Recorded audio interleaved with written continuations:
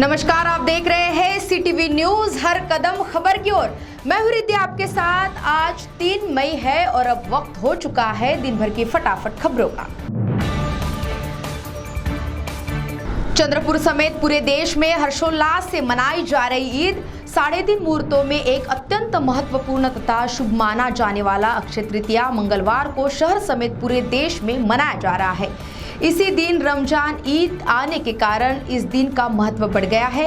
वहीं महात्मा बसवेश्वर जयंती तथा परशुराम जयंती भी आज ही मनाई जा रही है।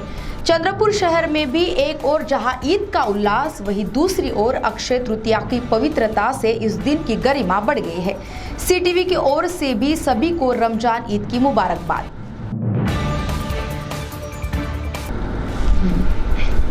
घटिया सड़क और नाली बांधकाम पर नगर सेवकों ने जताई नाराजगी। गोंड-पिपरी नगर पंचायत अंतर्गत सीमेंट सड़क एवं नाली बांधकाम का कार्य घटिया दर्जे का होने की बात कही जा रही है। 43 लाख रुपयों के इन कार्यों से नागरिकों को सुविधा के बजाय परेशानी हो रही है। प्रत्यक्ष नगर सेवकों ने जाकर इन कार्यों का मुआयना किया, तब इसका खुलासा हुआ। जांच होने तक काम बंद रखने के आदेश दिए गए हैं। दोषी पाए जाने पर ठेकेदार को काली सूची में डालने की मांग भी उठाई गई है। 2 माह में ही बांधकाम पर दरारें दिखने लगी है। रिश्वतखोर पुलिसकर्मी न्यायिक हिरासत में भेजे गए। राजूरा के रिश्वत मामले में पुलिसकर्मियों को 14 दिन की न्यायिक हिरासत में भेजा गया। राजूरा विभाग के वाहन चालक सुधांशु मडावी एवं एसडीपीओ के राइटर राजेश त्रिलोकवार को 50,000 की रिश्वत लेते बीते दिनों पकड़ा गया था। शराब व्यवसायी से यह रिश्वत मांगी गई थी। यह रिश्वत किसके कहने पर मांगी गई थी, इसका खुलासा नहीं हो पाया है। मामले की जांच जारी है। नगर परिषद कर्मियों के काम बंद से नागरिक परेशान। महाराष्ट्र राज्य नगर परिषद, नगर पंचायत संवर्ग कर्मचारी और सफाई कामगार संगठन की ओर से लंबित मांगों को लेकर राज्यव्यापी काम बंद आंदोलन शुरू किया है। इस आंदोलन से गढ़चांदपुर में तमाम कार्य बाधित हुए हैं। वही लोगों को भारी परेशानी का सामना करना पड़ रहा है। मांगे पूरी होने तक आंदोलन में डटे रहने की सख्त भूमिका लिए जाने से नागरिकों के होश उड़ रहे हैं। सफाई, जलापूर्ति और अन्य जरूरी विकास कार्य इससे बुरी तरह प्रभावित हुए हैं।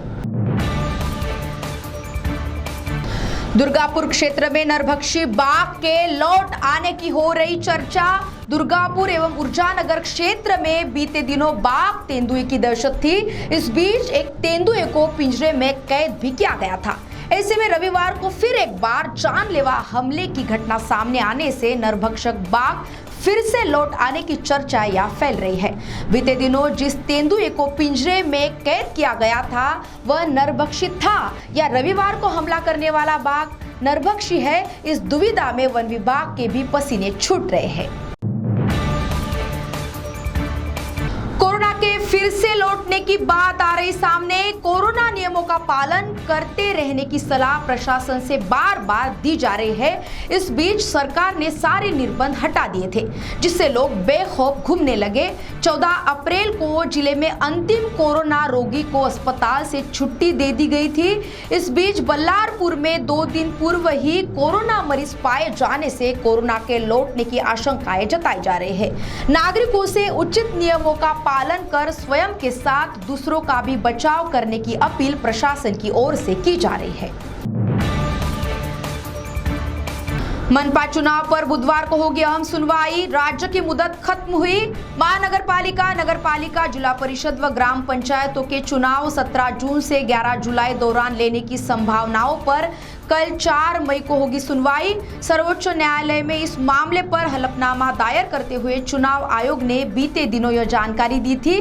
इस पर अब कल बुधवार को फैसला होगा। चंद्रपुर समेत पूरे राज्य की स्थानीय निकायों पर फिलहाल प्रशासक नियुक्त किए गए हैं, जिनके माध्यम से कामकाज चल रहा है। चंद्रपुर में विविध दल एवं इच्छुकों की ओर से चुनाव की अंदरूनी तैयारियां भी बीते दिनों से जारी है। इन सभी की नजरें बुधवार को होने वाली सुनवाई पर टिकी है। विदर्भ राज्य का निर्माण एक जनभावना होने का जीवतोड़े ने किया दावा।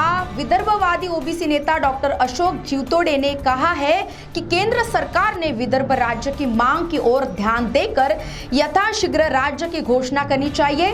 विदर्भ राज्य बने, यह विदर्भ की जनता की मांग है, ऐसा दावा करते हुए डॉक्टर जीवतोड़े ने कहा है कि जब तक विदर्भ राज्य नहीं बनता तब तक महाविकास आघाड़ी सरकार ने विदर्भ का संतुलित विकास करना होगा।